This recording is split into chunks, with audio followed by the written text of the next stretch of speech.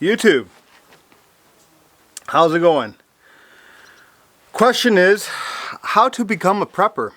Now, let's define what a prepper is.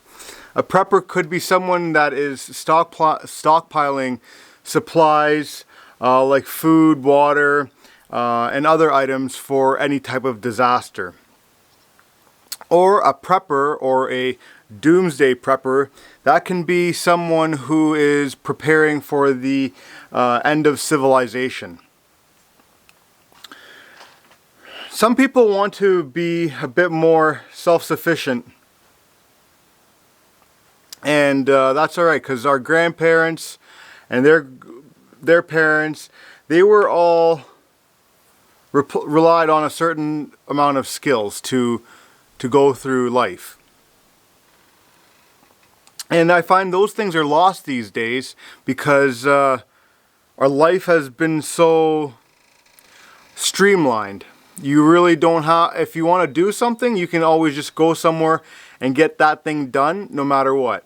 And I was just thinking about that today because I'm changing out the air filter here, or should I say recharging the air filter, and I'm also going to be doing an oil change.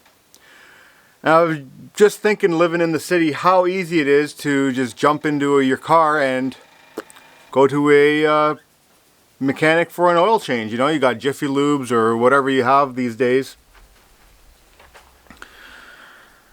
And we also lost touch of food preservation, like canning, dehydrating, things of that nature. Things that make you thrifty also, that make you save money.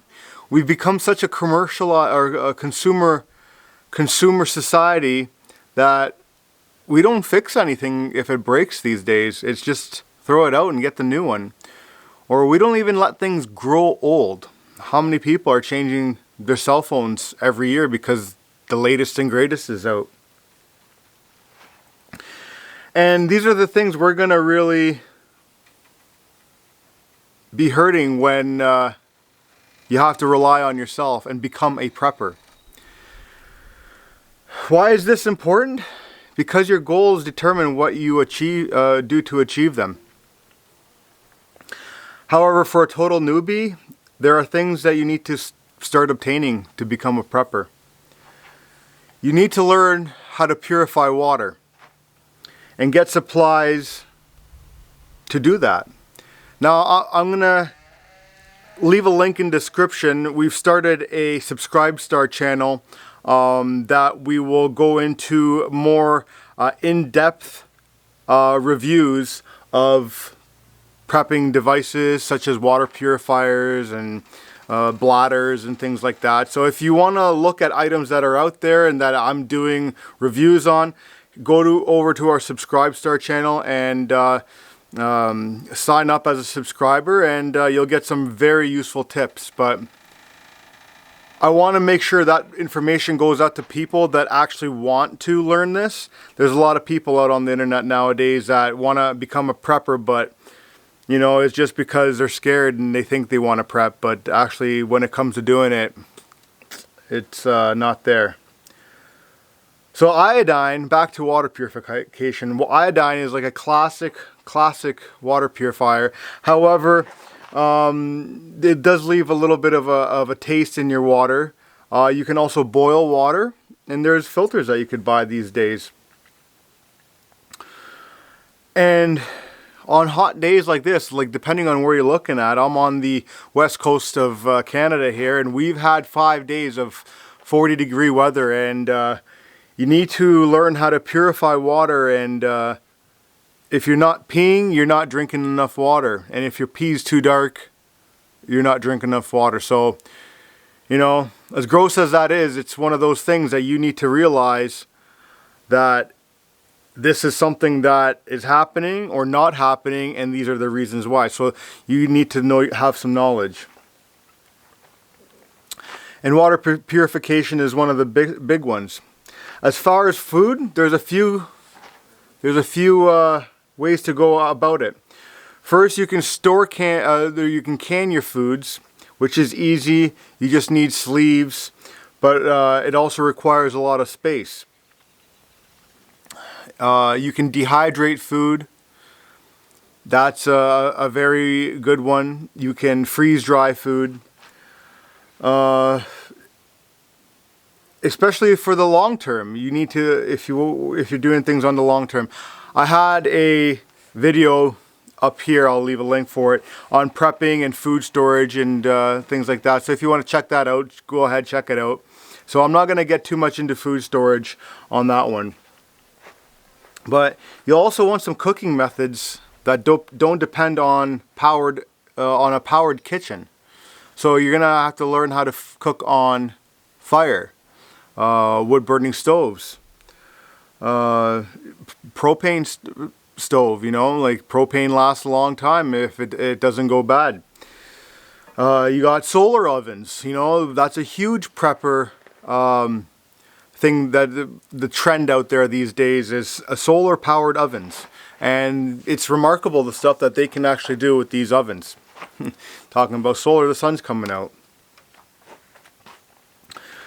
So look into those. If you have a remote kitchen, or if you have a remote location, you're gonna know what I'm talking about because you don't have an electric stove for the most part running. You either with wood burning or you're gonna be doing propane. And a good bug out bag. Now I'm not going to get into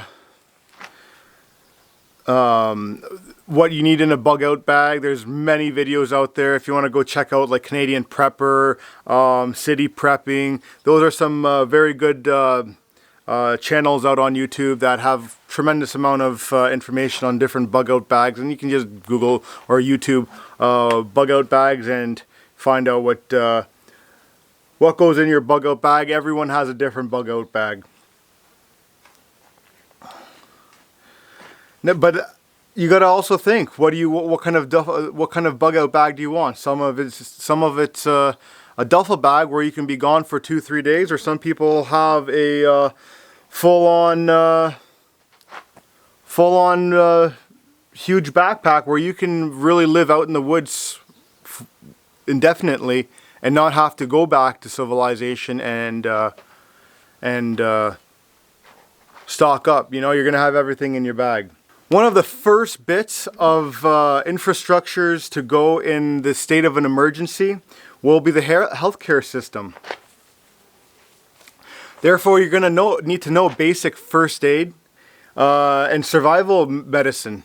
I'll have some books on the Subscribe Star channel as well on different books that would help you just to take. I wouldn't recommend tablets or any electronics to put books on because if you don't have anything to charge those devices, you're gonna be out to lunch on that one. So get back to the old school paper, right? You can also use paper for kindling. So if it doesn't help you with medicine or helping you survive some way, you can at least use it for kindling. In the event of a natural disaster also, or a societal breakdown, electricity may not be available. Meaning that hospitals and many other safety nets won't be there for you. And you gotta really take that into consideration. And if you live remote like we do here, you always have that in the back of your head. Sorry, it's really hot out here. You always have that in the back of your head. So yeah, we have bags, we have a lot of medicine, we have things that like tourniquets. Like I would never thought I'd own a tourniquet in the city, but you come out here and you think about that. Because you don't know what's going to happen and when you're going to need it. So better looking at it than looking for it. So when you don't have electricity, therefore you're going to need to know how to fix things on your own. Back to the air filter here and the oil change. You'll also need maybe, like, if you have to get up and go from where you live, you're going to need an evacuation plan. And potentially recite that evacuation plan and actually go through it and see how long it's going to take you from point A to point B. And then, you know, if something does happen, you can also take into consideration traffic because, you know, when SHTF does happen, The roads aren't going to be an easy out, that's for sure. So you're going to need to keep in mind different routes. So you're going to have to know like highways and regular roads to get to that one location. If those are not accessible or there's checkpoints or things like that, you're going to have to maybe go through a forest, train tracks, hydro lines. Those are always clear cut. And so if you have a map of your trains in your local area, you can kind of see where they go, and if that takes you out to your bug out bag or bug out location or your safety location, that's going to help you. Hydro lines, again, those always have to get, especially the high voltage ones, keep that in mind. You're going to have to, you can keep that just clear travels, because most of the times those are nicely trimmed down. So, and plus you'll be right on the edge of the forest for the most part, and that way that'll give you some cover as well. You know, and it brings me back to practicing these. Get a feel for which one allows you the fastest travel times. You know, it might not be the easiest, but might get you there the quickest. Just like when you have one of those GPS things in your car and you can pick the shortest route and fastest route. The shortest route isn't always the fastest, and the fastest isn't always the shortest, so keep that in mind. You should also know which will be least compromised in winter weather. As people in the northern areas like here, the roads, like one snowfall and we're completely ruined. So, and I know in the cities, a lot of people don't have snow tires and don't care for them. Or even four-wheel drive cars or vehicles, like you're going to need to know that. So, or have something available that can get you out of any situation at any moment. So that's another way you can become a prepper. Know which roads are closed during those winter storms and those heavy snowfall warnings. Like you see them every year. They shut down certain roads because of substantial snowfall. So keep in mind, keep tabs on that stuff, because it's good information to know.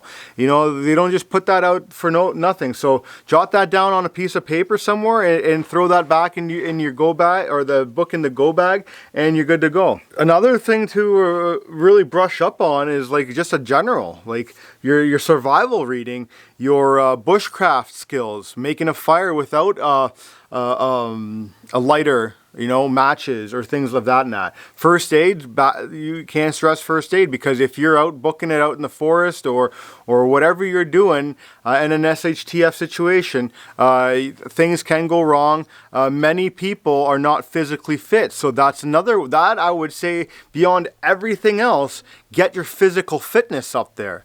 And you know, like, people always make excuses these days, and I find this is a society of excuses that we live in. Is people love making excuses and pointing their finger at people to blame for something not happening in their life or something that they can't do in life. So physical fitness, you know, I don't care if you're 20 years old, 40 years old, or 60 years old, you know, like the older you are, the more physically active you should be, because then we're designed to move. And how many people now, you know, like hurt to get up from the couch? And it's not because of old age. I refuse to believe that. It's because you're not active. I know people in their 60s. Here, there's people in their 80s and nothing hurts them. They're on zero medications and things like that. Why? Because they're active. You know, they tell me they sit down for 2-3 days and then they're hurting. So once they get active again, it helps them out. So, you know, get your physical fitness out there. If your gym's still closed, like here, I don't have a gym and I miss the gym. So what do? Like, I don't have stairs, so I have steep hills. So I load up a backpack full of rocks and I carry that up and down. There's always ways to do things. I have roads I can run. I don't need a treadmill, you know. And you also, on that note, you want to actually work out in the environment that you're going to be trying to survive in. So you don't want to go into, like on a hot summer day like this, you don't want to go to an air-conditioned gym and run 4 kilometers, because running 4 miles, whatever your number is, You don't want to be doing that. You want to do that out here, because I guarantee you right now, the other day I went running.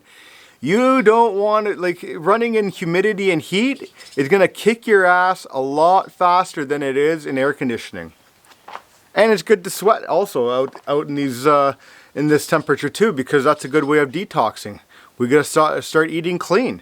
Start eating the way you would be eating if you were out here. You can't be packing on bread and stuff like that. Learn to eat fruits and vegetables, things that you can scavenge around. We're not made to be eating so much processed stuff too, and those are just fillers. These are things that people know that they should do, but they don't do them because, you know, it's not going to happen to me, or whatever the excuse, until the day that it does happen, and then it's too late, or then it's going to be even tougher. So yeah, your fitness and your diet is going to be the biggest prep of all times, because I feel those things are the hardest to do and take the longest to do, because you can always go buy all this prepper stuff, you know.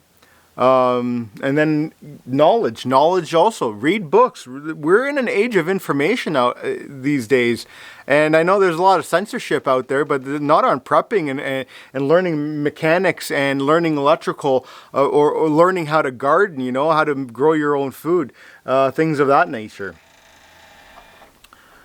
And another important step to becoming a prepper is to arm yourself, and for two purposes. Sorry, mosquito bites are killing me here, and horse flies and all that good stuff, but feels good, right? For two purposes you want to arm yourself. The first, which many survivalists and preppers are concerned with, is your own security. SHT happens, everyone's gonna be out there for themselves, and you can even see it these days. People are just at each other's throats for the smallest things. Wait till we have real problems in the world, right? In a natural disaster and a societal breakdown and so on, you may not have the benefit of police protection, so you're going to have to stand up for yourself, which, again, not many people like to do, but that's why you're watching this video, because you're already thinking about it. So you're going to want to stand up for yourself, protect yourself, and then the next reason you're going to want to arm yourself is for hunting and food and things of that nature. Many discussions have gone on concerning what is the best gun for this purpose, for being a prepper. And for hunting, I would say you want a nice long gun, so something like a rifle. 30-06 would be nice. Those are usually my go-tos, or any rifle, you know, but even a 22 will do fine, you know. You don't need anything big, so a rifle of any sort would be good. That's also, and you could also get like a shotgun too, which could take down big game, and you could do waterfowl. So if you want, I would recommend probably a shotgun, because you could put in slugs to take down big game, and then you could put in the spread shots that can take down waterfowl or any vermins or any of those smaller game. I would also say keep a small handgun, you know. Because in a time of SHTF, you're going to have people that are going to be out there, and they don't care what happens to you, so you need to protect yourself, and it's easier to have a concealed weapon than something visible. So keep that in touch, or in mind. And my final point is, hang out with like-minded people. Preppers will help preppers, because preppers will help preppers. It's almost like it's a community of people wanting to help each other, because this guy will have that, and this guy will be like, why do you have that? And he'll be like, well, I have this for that reason, but I see why you're doing it that way. There's not one way to prep. Everyone has different needs for prepping.